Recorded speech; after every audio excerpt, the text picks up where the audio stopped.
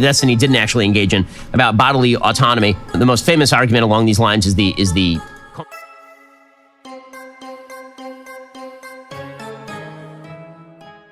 So let's talk about the sort of tactics that you use when you're debating the abortion issue on places like the Whatever Podcast. How do you prepare for that sort of thing? Well, when I'm engaged in a debate or dialogue with someone else, I make sure to watch their previous debates, see what they believe about abortion. So when I was engaging Destiny on this question, I watched his previous debates, and I saw that he doesn't use the standard weak arguments pro-choice people use, like what about women who are too poor, or what about back alley abortions. He doesn't even think bodily rights arguments work well. It's my body, my choice. He thinks those arguments are terrible. You are making a bodily autonomy argument. What? No, I'm not. That's the dumbest argument in the world. You absolutely are, because he believes that a person begins to exist 20 weeks after conception when you're conscious. But as I pointed out in the debate, there are many non-human animals that are that are more conscious than human newborns. So why don't we give them a right to life? So Destiny's position ultimately collapses because it can't explain the unique value that only human beings have. And whenever I try to have abortion discussions, I always get back to that one question: what are the unborn? And if they're human beings, why don't we treat them humanely? Yeah, I mean, but the problem is that if I push him, well, what do you think is the unique value of human consciousness? The only thing he's going to give me is a religious answer. This isn't very I don't think this is a very satisfying own for him, because the only thing he can back up on is Christian dogma. But okay. The consciousness argument I've always found to be somewhat bizarre, because again, consciousness is actually a continuum. I mean, you see this among fully grown human beings. I mean, there are certain human beings who are capable of higher levels of thought than other human beings. Wait, what? So would you say they're more conscious, or what does he mean by that? And you get into eugenic territory pretty quickly if you decide to draw an arbitrary line at certain mental function. I mean, obviously, there are people who have genetic preconditions that makes their IQ significantly lower than the IQ is not a proxy for conscious experience. What a weird statement. I don't think go by cognitive abilities at all. Average. Why should we draw the level of humanity? I mean, if we use sort of ancient philosophy and suggest that reason is the thing that separates man from the beast, then what about people who are not capable of reason? What about people who are mentally ill? What about people... What do you mean not capable of reason? Everybody's capable of reason. It's like a priori a part of the human experience. Oh, unless he's talking about literally people that are experiencing psychosis, but like we already don't treat those as fully like formed people. Like we usually will restrict their rights. We force medication on them. We don't give them like some like autonomy in society. Like, what do you mean? Who have, as I say, genetic conditions, and why not eliminate all those people and deny them a right to life? I mean, at least I will say that Peter Singer at least takes it to its logical conclusion. He says that, you know, even the level of consciousness of a 2-year-old is less than that of animals. So basically, until the kid's 3 and smarter than a cow, then at that point you can't kill them. But until they're 2, you probably could. That's right. And in fact, in the discussion with Destiny, he even admitted that when I showed weaknesses in his argument, he said, well, at worst, that's just going to push my position towards infanticide. I'm not going to accept the humanity of early embryos. But I think for many normal human beings, they have a very strong moral intuition that it's wrong to kill newborn babies. So if your view on abortion leads to the morality of killing newborn babies, then most people will see, yeah, your view on abortion is just simply wrong. Now, I think someone like Destiny might say to your reply, which I think is a good one. Go ahead.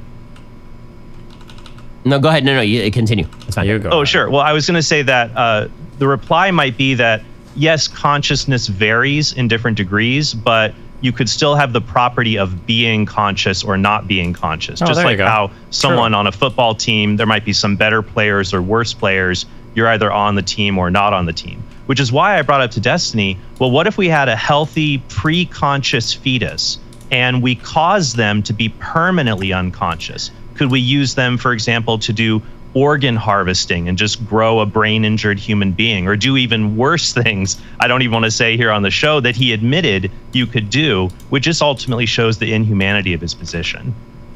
Wow. Yeah, I mean, aside from that, if somebody is in a coma and that coma is temporary, the person is unconscious. I mean, if you every time you go in for surgery, they put you into a state of... I understand for Ben, he just thinks of some random dipshit, but like, wow, never thought about that. What about like a sleeping person? Like, wow, yeah, no, obviously. But I mean, I guess he's just giving like the level 1 counter arguments, but... Of unconsciousness in order for them to do the surgery. In that state, when you're unconscious, presumably the answer is that you could be killed. Do you think Ben watched the debate? No shot. 0% chance. It's a long-ass debate. And if the idea is that, well, that's time bound, well, so is human brain development, right? The whole idea there is that if you are unconscious and somebody drugs you so that you're in a coma, and then or so that you're unconscious while they do the surgery, and then you come out of the surgery, and the argument is you can't kill the person while they're unconscious because they will eventually become conscious again. Well, that is literally all pregnancy ever, is a thing that is not conscious, gaining consciousness as time goes on. So it's an argument that doesn't sustain even sort of the most basic scrutiny.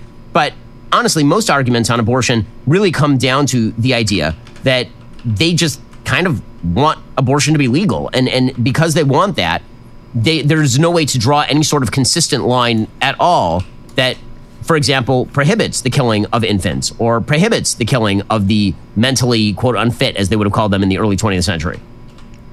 Right. As I said to Destiny, we were talking about, I think the host Brian asked, what do you think is the worst pro-choice argument?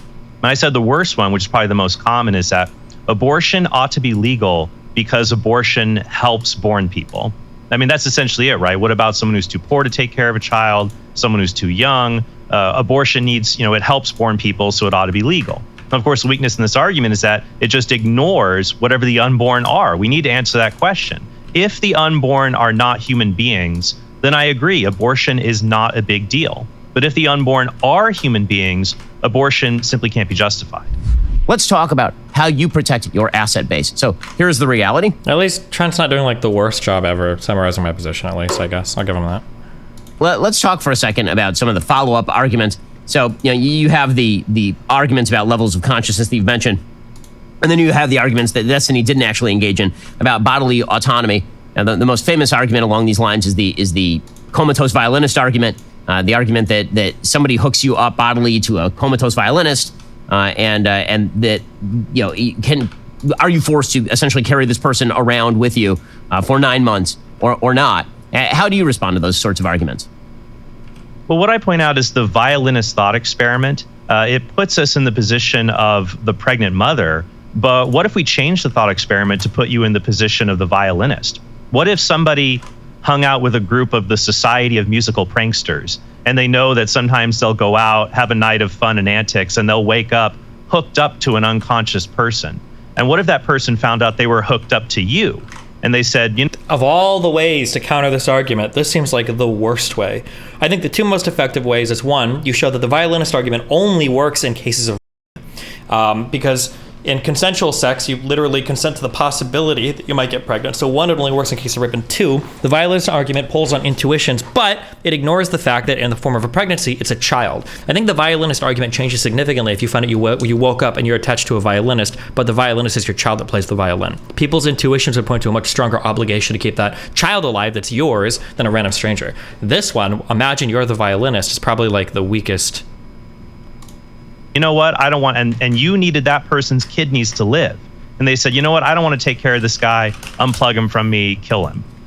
There we see, wait a minute, you caused me to be dependent on you. So you owe me, you have a moral obligation to help me. But it gets even worse than that because this analogy is so far removed from pregnancy. An unborn child is not like a dying violinist who we choose to not save. When you unplug from the violinist, you don't start the fatal sequence of events that leads to the end of his life. You're choosing not to save his life. But in abortion, it's not the case. You have a healthy child, and you initiate the fatal sequence of events by choosing to abort him or her. And then finally, my kidneys were not made for anybody else. If I donate to someone, that's extraordinary. That's a heroic act. But the uterus is designed for the unborn child, so the child, if he has any rights at all, has at least a right to the natural place he would live to receive food and sustenance. One further argument on that front that I've used as well is the fact that when that argument assumes no relationship whatsoever between the two people at issue. Yes, Ben is bringing up a better counter. Is what if that violinist was your child? And that pulls a lot differently at your intuitions. If the dying violinist were your brother, presumably the math changes pretty quickly. And if the dying violinist were your child, which is what we are actually talking about right here, then the math changes fairly dramatically. And anybody who is like, oh, my kid was hit by a car and might be dying, can I unplug it from me? I mean, I think most people would probably say, oh, you probably do have an obligation to do something for it's your child at that point, yeah. that point, everybody goes, "Whoa, you want to kill your own kid?" Like that's a little bit awkward. Right. But most of these arguments are incredibly awkward, actually. Right. They don't correspond to what pregnancy actually is. And so even in that case, you're right. Some people will tell me, yeah, the violinist argument, it doesn't work in normal cases of pregnancy where you do something knowing a person could get plugged into you. Yes. But maybe it works in the case of rape. Yeah. But imagine Yeah. a woman is kidnapped by a rapist and she escapes and she's 9 months pregnant and, she's in a rural area trying to get away from him, and she gives birth to this child that was conceived by the rapist. Now, she never chose to engage in intercourse, but this is still her child, and the child is completely dependent upon her. She could not leave that child or just abandon that child. It would be a difficult situation, but our children have a right to our care, even if we don't consent to bringing them into existence. We're speaking with Trent Horn. He's an apologist for Catholic Answers and the host of the Council of Trent podcast. So you did get into a sort of fascinating conversation with Destiny about the source of morality. And this is really what all this comes down to, is that if you don't believe that there is such a thing as an objective morality, you're likely to be able to spin off into whatever self-directed morality you choose. And that makes things very convenient for you. What do you think lies at sort of the fundamental level of the argument about the source of morality? Yeah, well, I think that for many people who don't want to make morality objective, they might want to make it social.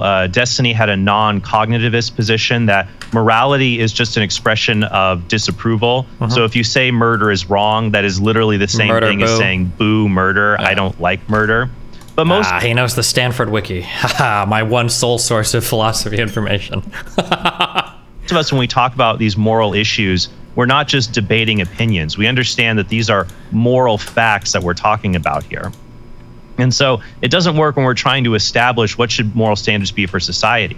So if you try to root morality in social opinions, you get a lot of problems. For example, I would tell Destiny and other pro-choice people, if society eventually changed and said that abortion is immoral, would you agree with society? I think many of them would say, no, society's gone wrong. We have to get it back for women's rights. Oh, okay, so you don't think that morality really comes from society because you want to reform and change society to make it in accord with your understanding of morality. All of that shows that morality can't come merely from society. We have to have a moral standard that transcends time, place, and culture. Now, as a Christian, I think the best explanation for that is there is a perfectly moral person, the source of goodness itself, God, who transcends time, place, and culture, and that's where moral standards come from. Cringe, bro. Well, again, go check out the work of Trent Horn. You can hear he's really, really good at this. His book is Persuasive Pro-Life, How to Talk About Our Culture's Toughest Issue. It's available over at Amazon. Thanks so much for your time, Trent. Really appreciate it. Are you tired of the lies and the twists of the mainstream media talking points? Yes. Yeah, me too. Join me in my newest series, Fact, where I dismantle and bring truth to this tiring mainstream agenda. Dismantle. Yes, that's what I want. Dismantled. I have to go to work, sir! Oh my God, Oh. Get the away from her! Get over here! Get the away from her! Get on the ground! Get on the ground! Police department, open the door! Police department, open the door! We get it, bro. Hello? Hello. Hey, this is Officer Clodge, Marshall Police Department, calling you. What's going on? Well, we got a call from this number stating, okay, well, what apartment are you guys in? Well, we're trying to, we just want to make sure everything's okay, all right? So we just got to check on everyone. Okay. Well, how would you know we're knocking on the door? We're not leaving, come to the door! Oh, wait, what did she say? We're trying to, we just want to make sure everything's okay, all right? So we just got to check on everyone. Okay. Well, how would you know we're knocking on the door? We're not leaving, come to the door! Expert detectives, America's finest. Okay, what's going on? I have to, nothing. Okay. Nothing, I have to go to work. I don't even know why you guys are here. Get away from me, please. You're making me feel, I want the chief of police here. Okay. Whoever the supervisor is, I want here. Okay, he's coming. Okay, I have to go to work. I don't have time for this, sir. I have to go to work. So you called in. No, I didn't. I don't know who called you. Okay, I did call you. What's your phone number? Start with that. 603-85. I'm from New Hampshire. Well, I'm from Massachusetts originally. Okay, so who's in the apartment with you? Me? Okay, who else? Me? Because there's someone else. I have to get ready, sir. Okay. I have to go to work. I have to go to work. We got a call. Hello? Hi. Oh, Okay. So that's the number that called 911. I actually have two different numbers on That's my the phone. number that called 911. Oh, you're right, it was. They needed some help. Ah, she's rocking that dual SIM tech. She looks like a very technologically astute individual. I'm sorry. That's why we're here. I have to go to work, y'all. I have to go to work. I have to go to work. I have to go to work. I'm not talking to you. I'm not speaking to you. I have to go to work. Who else is inside? Okay. I have to go to work. You guys are going to cause me to lose my job. Please let me go to work. There's no one inside. Please let me go home. Please, I have to go to work. Okay. Trigger from my past more insane relationships. Nothing triggers me more than women that think they can cry and scream and get their way. It's actually the most infantile, juvenile thing. Not juvenile, infantile. It's infantile. Oh my god, it's actually probably one of my #1 triggers. Holy shit. I have to go to work, sir. Oh my god. Oh. Away from her. Get over here. Get the away from her. Get on the ground. Get on the ground. My God! My baby's in there! My baby's in Holy there! shit.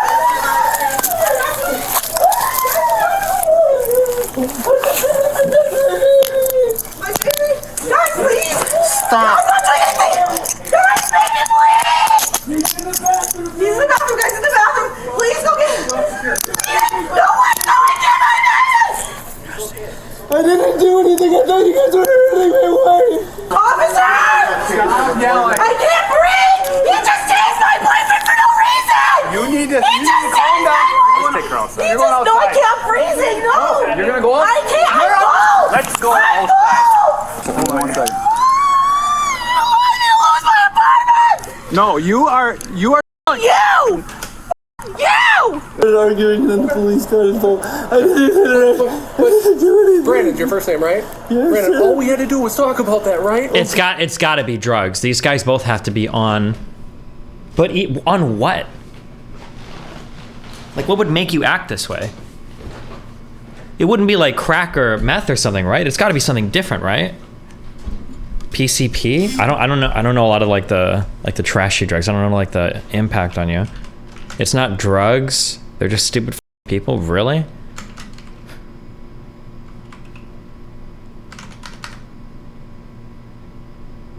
I'm from this area. It's 100% meth. It's bad there. Oh, he said 100%. Well, That's all we wanted to do when we came here. Can we sit you up?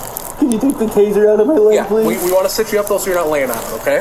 Guys, I didn't do anything wrong. But You came out tense up at us, man. You can't be doing Come that. out with your fist. I didn't leave my apartment. I did not leave my apartment. You did, but you can't come out trying to fight us. He just lost his job. Alright. He just lost his job. I can't afford to lose my job. Please help me. Please. Please. Guys. Please. Please. I'm gonna lose my job. Have a seat in here. I'm gonna lose my job. Please don't. Please, I'm not gonna run. Why would you guys handcuff me? I wasn't running. Okay, listen.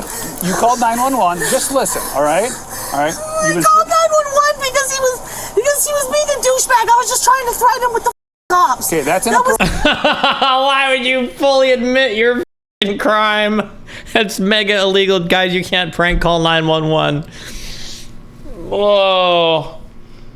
Okay, first of all, right? I understand that, but Okay. he wasn't doing anything, and I wasn't doing anything. Okay, you got every police officer over here because we thought someone was being murdered, beat up, and No, I'm fine. You guys did all of And when this. we He show up- thought that you were hurting me. Of course, he came out here to help me. He thought you guys were hurting me. okay, you called You 911. just tased him. Yeah. He wasn't doing anything. Okay, she can go on the No, oh, please. I have to Put go your to- legs inside. Sir, I have Put to your go to- legs inside I'm the trying to talk to you like a normal Put your person. legs inside the vehicle. Please, talk to No, me. put your legs inside the vehicle right now. Can you please talk to me? No, put your legs Can you inside. put the window down? We can roll the window down. Can I please be in the know? I want to know what's happening. Guys, please. I have to work. I'm under arrest. Yep. You're Why? under arrest for obstructing an officer. First of all. I'm going to jail. No, you're not going to jail. You're under arrest right now. I have to work at noon, guys. I can't afford to lose my job. I'm sorry. You shouldn't have called 911. And I didn't do anything, sir. yes, you did. So I'm going to lose the work at noon. Please. Put your leg in. Put your leg. Put your leg in, or you will go to jail. Holy Jesus. Streamer angle. You're going. All right, no, okay, I'm sorry. I'm sorry. I'm sorry. Put your, please, can you put put your the leg window in, down, please? Put your leg in the Just car. please put the window down a little bit. Put your leg in the car. It's just a little bit. Stop yelling. Please talk to me. I need to know what's going on, please, sir. You're being arrested for 1, disorderly conduct. 2, resisting an officer. I wasn't resisting, 3, sir. I have to go to work at noon, please. that is resisting an officer. Sir, I have to go to work at noon. And 3, for obstructing an officer by filing a false police report, which caused us. Hey, wasn't I called the police because he was yelling? Okay, you told me that you just made that up. No, I told you he was yelling. That he was being a douchebag. Yeah, sir, I can't afford to lose my job. I'm sorry about that. So do I have to go down to the station? You're gonna come down to the station right now, yeah. Please, can you bring me back now? I'm trying to be back before work, please. No. So is she gonna be held? We don't know yet. You just screamed in my face. I'm sorry. I have a baby I have to take care of. Where's your baby right now? In there. In there? Yes, sir. I have to go to work. Okay. Please, I have to go to work, please. So who's gonna watch the baby? I'll call out. I just have to be with my baby. Please don't take him away from me. All right. We're not gonna take your baby, but we gotta find somebody for him right now. We have to go through what just happened right here, and we're gonna go do that at the police department. Okay, well, can we go now? I have to work. You wanna call them and just let them know you're gonna be late? I can't. I'm the one that opens. Well, I'm sorry, but that's What is happening? Okay, your decisions got you here. My decisions? I didn't do anything besides try getting her to calm down and cook her breakfast this morning. I didn't do anything besides cook bacon and sausages for us. What part of cooking has you stepping through a doorway with your fist raised at police? We have to work through what happened to make sure that nothing else happened, all right? And we're not going to rush this because you're on a time schedule. Sir, please. Nothing happened. He was... The cop just sounds like he sounds like an aggressively normal person. Just because you're on a time schedule doesn't. He just sounds like a Twitch debater. I don't know. That was just very funny. We're not going to rush this because you're on a time schedule. Sir, please. Nothing happened. He was yelling and I called the cops and that is it. Okay. You were screaming that. You guys just look for any need to get there. reason to arrest me. I don't get it. I don't even know who you are. I'm not telling you. Okay, well then that's another reason we're not going to let you go then. There's a baby in the room in there? Yep. Okay, so if he's rational and capable, let's leave him there based on the circumstances. Okay. Are you going to stay calm? Yes. Okay. I need you. What is this interaction? I need you to stay calm and cooperative at this point, all right? I'm going to have Officer Fox unhandcuff you so you can tend to your baby. Okay. What is your name? Sir, I'm not in. Please, I have to go to work. Okay, what is your name? I have to go to work. I'm asking you what your name is. Why? So I can address you. Shapiro. Okay, is that your name? Shapiro, you can call This is some Reno. Is it Reno 911?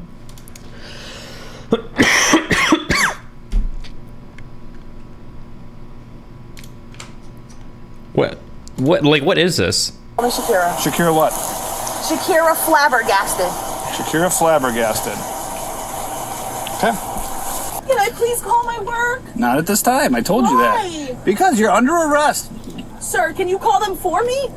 All you have to do is go in my phone. I don't have your phone with you. And I wasn't lying earlier. I have 2 different numbers on one phone. I have an eSIM card and a regular SIM card. Oh, she actually does have the dual SIM. I made fun of her. She does. Jesus. Sophisticated meth users here. All right. I'm not lying to you guys. I'm going to lose my job. I don't know what to tell you. Sir, please just... No, your actions are way inappropriate, and your neighbors don't have to put up with this. Sir, I just want to make sure I don't lose my job. I don't know what to tell you. I will call them. Why would you tase him? He wasn't doing anything wrong. You guys are so fucking trigger happy. It's ridiculous. All cops deserve to get shot. Okay. You tased my husband? What the kind of shit is that? There's 6 of you. You guys could have bum rushed him, you loser. Jesus. Bring me to the hospital. For what? Bring me to the hospital. For what? Bring me to the hospital. I want to kill myself, and I feel like I want to kill myself. Bring me to the hospital. She knows like all the correct terms and everything. Jesus. Duly noted. Bring me to the hospital. I want to kill myself. I'm having thoughts of... Bring me to the hospital. Bring me to the hospital. I'm having thoughts of... If you report to law enforcement or if you make it known that you have suicidal thoughts, then you're supposed to be brought to a hospital immediately so that the person doesn't kill themselves. I don't know if the police would in this instance, but that's the reason why she's saying that. I want to kill myself. I'd like to talk to an officer. Okay. What would you like to talk about? I would like to go to the hospital. I'm feeling. We're not going to take you to the hospital because you're going to go to jail. So. Oh! Yep. Wait, what is he doing then? We're still working through that, but Wait, why am I going to jail? I told you that already. Can I just get bailed out? No. Wait, I'm going to jail for Yes. real? Wait, why? I'm going to sleep. For real? For real? For real? I'm arrested. For disorderly conduct, obstructing an officer. He's not getting arrested? We may arrest him too, yeah. But So what about my baby? we'll take care of the baby. Oh my God, you're going to take my baby? I'm not going to take your baby. CPS coming to get my baby? Did I say that? No, I did not say that at all. Why can't I just get bailed out? Because in Oh my God, please, sir, please, no, please. I'll be 1095 to the PD, please. beginning of 74990. 74990. Oh, I don't have God. a name for you right now. What's going on with my baby? Is he getting arrested? Why am I getting arrested? Because you created a giant disturbance here. I didn't do anything. I didn't know that I was resisting. I was just trying to see if he was okay. Sir, please don't do this. I will swear to God, I will stop from here on out, guys. Please. Please. No part of your actions have Sir, caused me to believe you. I'm trying to talk to you like a normal person right now, sir, please. Okay. You have not identified yourself yet My name either. is Taylor. My birthday is 10. My social security number is. Please, sir, don't arrest me, please. Or, I guess I'm already arrested. You are arrested, yes. I only called because I was trying to scare him into not yelling at me anymore. I was wrong. That was wrong. I was wrong. That was illegal. I'm sorry. Okay. I don't know why I'm the one getting arrested. Because of your behaviors after it. Sir, please don't arrest me. You are arrested right Okay, now. well, please don't let me stay over the night. I promise my actions will change. I'm not seeing a significant change in your behavior, but Okay, I'm sorry. I'll stop. I'm sorry. just take a couple breaths. We'll talk. Hey, just take it. No, I don't. You're not listening. Take a couple breaths, and we'll talk when we're at the PD. Just breathe for a couple minutes. That's all I'm asking you to do.